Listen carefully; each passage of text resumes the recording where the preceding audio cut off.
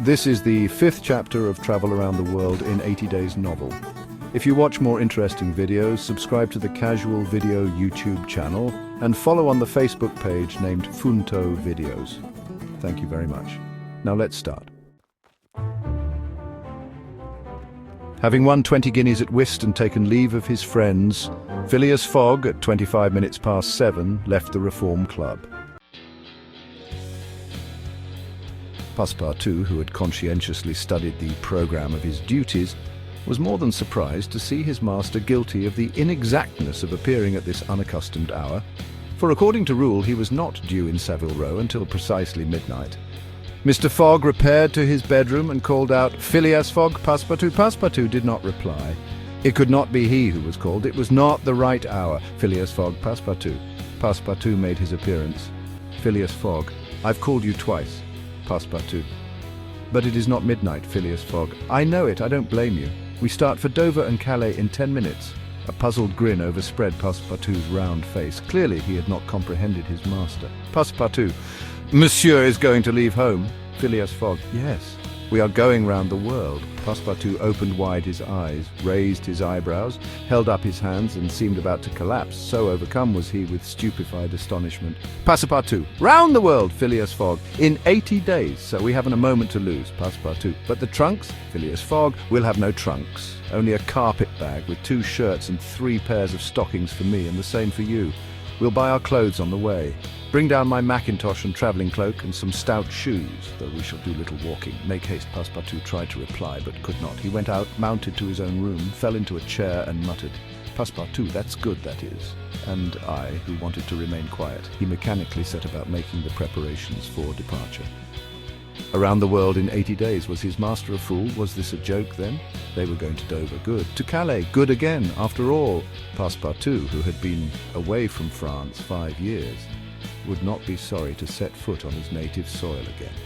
Perhaps they would go as far as Paris, and it would do his eyes good to see Paris once more.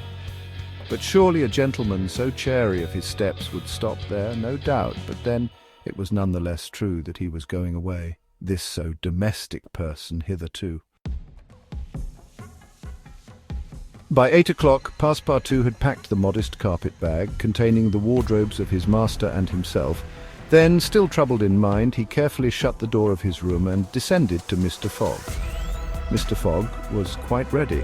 Under his arm might have been observed a red-bound copy of Bradshaw's Continental Railway Steam Transit and General Guide, with its timetables showing the arrival and departure of steamers and railways. He took the carpet bag, opened it, and slipped into it a goodly roll of Bank of England notes which would pass wherever he might go. Phileas Fogg. "You have forgotten nothing." Passepartout. "Nothing, monsieur." Phileas Fogg. "My mackintosh and cloak." Passepartout. "Here they are, Phileas Fogg." "Good. Take this carpet bag. Take good care of it, for there are £20,000 in it." Passepartout nearly dropped the bag, as if the £20,000 were in gold, and weighed him down. Master and man then descended. The street door was double-locked, and at the end of Savile Row they took a cab and drove rapidly to Charing Cross. The cab stopped before the railway station at 20 minutes past 8. Passepartout jumped off the box and followed his master, who, after paying the cabman, was about to enter the station when a poor beggar woman, with a child in her arms, her naked feet smeared with mud, her head covered with a wretched bonnet from which hung a tattered feather and her shoulders shrouded in a ragged shawl, approached and mournfully asked for alms. Mr. Fogg took out the 20 guineas he had just won at whist and handed them to the beggar, saying, "Phileas Fogg, here, my good woman, I'm glad that I met you," and passed on. Passepartout had a moist sensation about the eyes. His master's action touched his susceptible heart.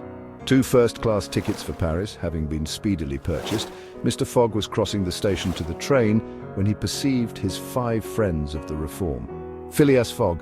"Well, gentlemen, I'm off, you see, and if you will examine my passport when I get back, you will be able to judge whether I have accomplished the journey agreed upon." Ralph. "Oh, that would be quite unnecessary, Mr. Fogg.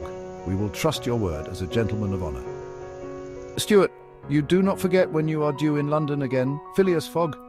In 80 days on Saturday, the 21st of December, 1872, at 9:15 p.m. Goodbye, gentlemen. Phileas Fogg and his servants seated themselves in a first-class carriage at 20 minutes before 9. 5 minutes later, the whistle screamed and the train slowly glided out of the station.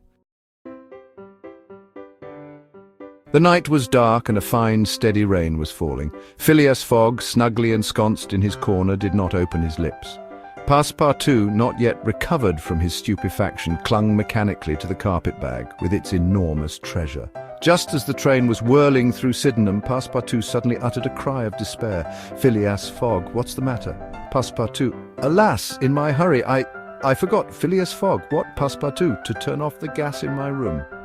Phileas Fogg: "Very well, young man, it will burn at your expense. Thank you for watching this video. Please like, share and subscribe to Casual Video for more interesting videos. Goodbye. See you in a new video.